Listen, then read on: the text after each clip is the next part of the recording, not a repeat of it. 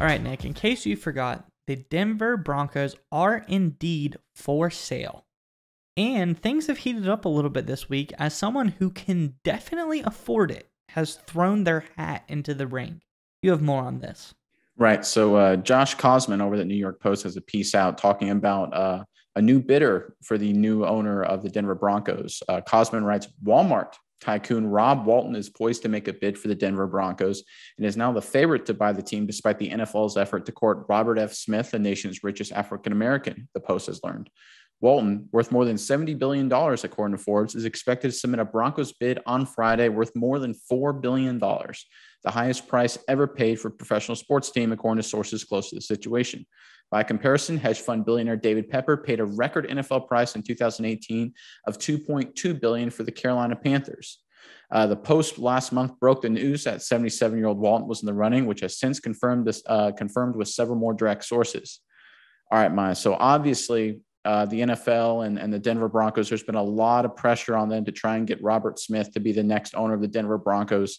Him being, I think, would be the first majority owner of who's an African-American in the NFL. That doesn't look like it's the case. Looks like Sam Walton's son, Rob Walton, is now the favorite to be the guy. What do you think of this situation? What do you think first of what happens with Smith and then maybe what's going to happen here with Walton as the new owner of the Denver Broncos? Well, it would certainly be competitive. I would like to see how the Broncos are going to start rolling back prices on the tickets. Maybe, they have like free delivery to your seat. If you use the in-store Walmart app, they can deliver your beverages or snacks to your seat. It would be interesting. And as you said, he's worth over $70 billion. So he has plenty of money to throw around to buy a team like this.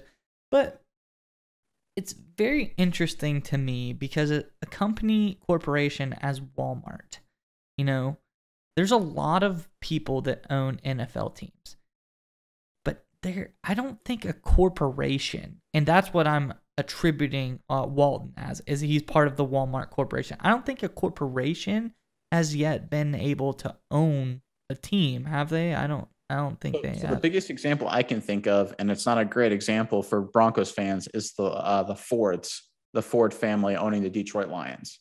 Yeah, and that does make some sense, but this is unprecedented territory, more or less. So I know Robert Smith, he made a really good play, and I think his name is probably still being considered just for implications of the NFL wanting it to be something about like Rooney Rule-esque stuff. But then Peyton Manning's name has been out there as a fan favorite, of the team, someone who has a vested interest in the team. And now the Waltons third in. I feel like if they get the team, they're going to run it as a business. You know what I mean? They're going to try to jack up ticket prices or get the most profitable margins that they can. They're not going to care about the sport. They're just going to want to, a Jerry Jones who doesn't care about football, Right. So go ahead. Yes. There's a couple ways to think about this. So you mentioned Jerry Jones, and I think there's kind of two owners of the NFL, two kind of owner types. There's the guy who really wants to be involved in the nitty gritty on the football side, and a guy who is really passionate about the football, but is sort of hands off. So you have Jerry Jones and you have Robert Kraft are the examples. So with Robert Kraft, he was obviously a very, very wealthy businessman. He kind of was hands off a little on the football. He focused more on managing the egos, right? He would talk with Brady, talk with Belichick when they were doing their thing in New England. Jerry Jones is the opposite. He's his own ego, right? He's doing his own thing in Dallas, and that has all kinds of issues. The Broncos, for decades under Pat Bowlen, the late, great Pat Bowlen, they had one of the more stable franchises. They went to numerous Super Bowls, numerous head coaches, numerous quarterbacks. Obviously, the decades with Elway, a lot of success with Jake Plummer, even some good years with guys like Kyle Orton and Jay Cutler before moving on to Peyton Manning and the success they had with him, 2 Super Bowl appearances and then winning a Super Bowl. So this is organizations that used to a lot of stability. And you only really get that if you have an owner who isn't really involved in the football side. And the good news is Walton will not be involved in the football side. He will, I think, delegate that 100%. So I think this kind of keeps the door open. You brought the name Peyton Manning. I think this kind of keeps that door open to bring in another guy as kind of a minority owner in the deal, a face of the operation, kind of like Manning was. Replace John Elway because that's kind of not worked out as well, or kind of sidestep Elway. I think that's the way to go. Have Walton come in, kind of be the money and the stability of the organization behind the scenes and get a football guy to at least be the face of the organization in Manning.